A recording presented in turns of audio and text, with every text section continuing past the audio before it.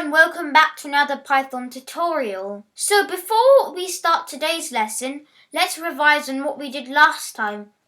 So last time we learnt how to do multi-line print and we learnt some match operators. So here are the topics for today. So it says Introduction to Trinket.io and it is a web-based editor and I'm just going to show you in a minute. And then data types in Python, advanced maths and comments. So here are the websites. I'm just going to show you them right now. Alright, so here is Trinket.io.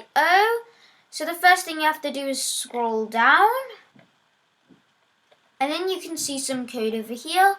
You can delete this code right now and then you can type your own thing. So for example, I'm going to say print hello world. And then you have to click this sideways triangular button here and it will run and it's going to say hello world. Alright, so this is the same website we use to install Python, but you can also practice coding here. So the first thing you need to do when you load into this website is click this button over here and it says launch interactive shell. Alright, so once it's loaded you can type print hello world. I'm using this as an example again. And then it will say hello world. You can use these websites to practice. There will be a link in the description. And we will learn how to save our programs in the next tutorial. Alright, so the second thing we're going to learn is data types in Python. So the first one is floats, which are basically decimals. So you can see the first example is 89.65 and 32.0. Even 0.0 counts as a decimal. Alright, so the second type is integers. So integers are basically numbers without a decimal.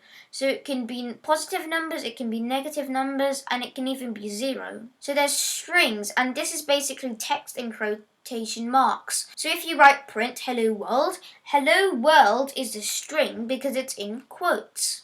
So here are some examples, hi and hello. So the last type is Boolean and it can also be called as bool. So Boolean basically means whether it's true or false. And it can be checked by type and I'm going to show you how to do it. So the first thing you have to do is type and then you have to start your parentheses and then you have to type the number or thing you want inside. So in this case I'm going to use 89.65 as an example and we're going to close the parentheses and press enter. So it will show a greater than and less than symbols and it's going to say class and then it's going to have some quote and it's going to say float.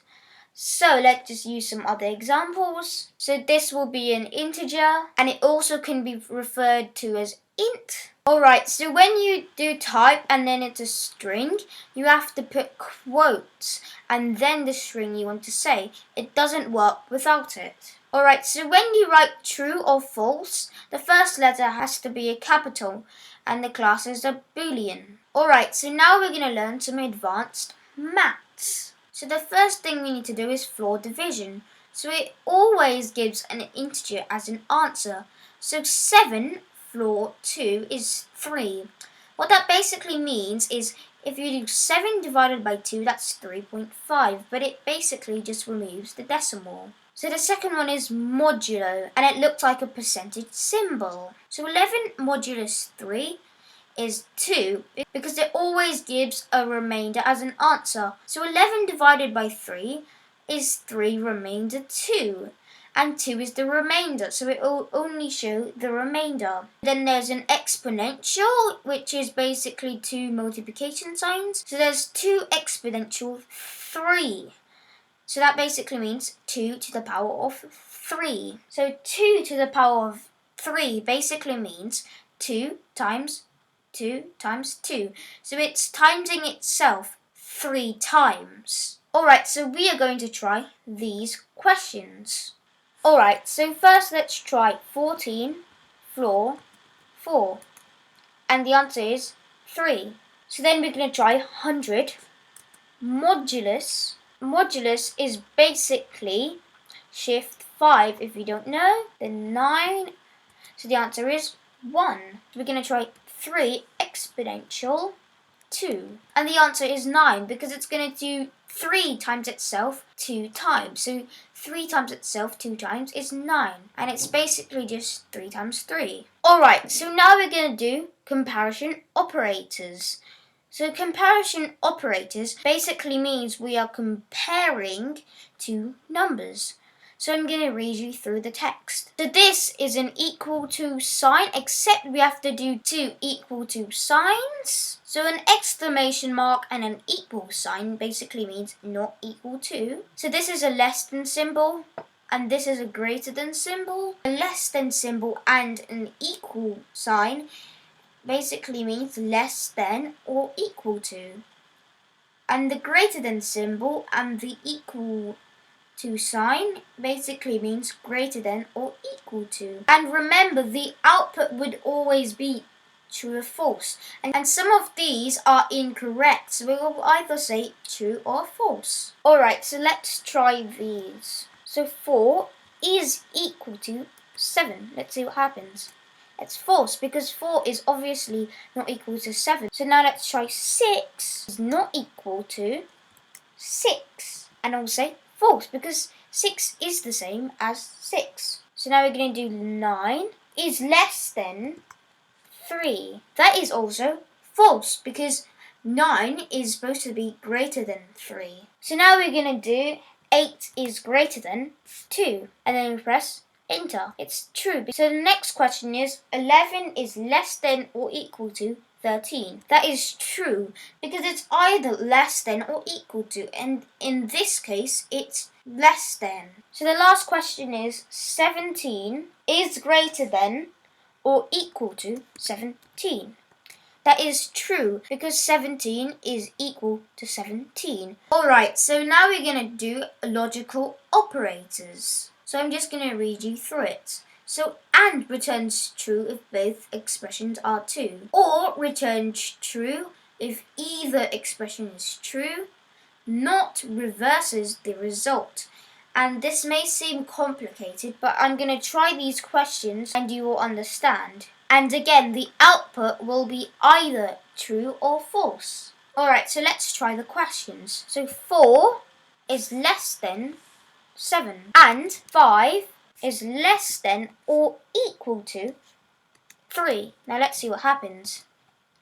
It's going to be false because 5 is greater than 3 and it isn't equal to 3. So if one of them is wrong, it's going to return false. Alright, so let's try the second question.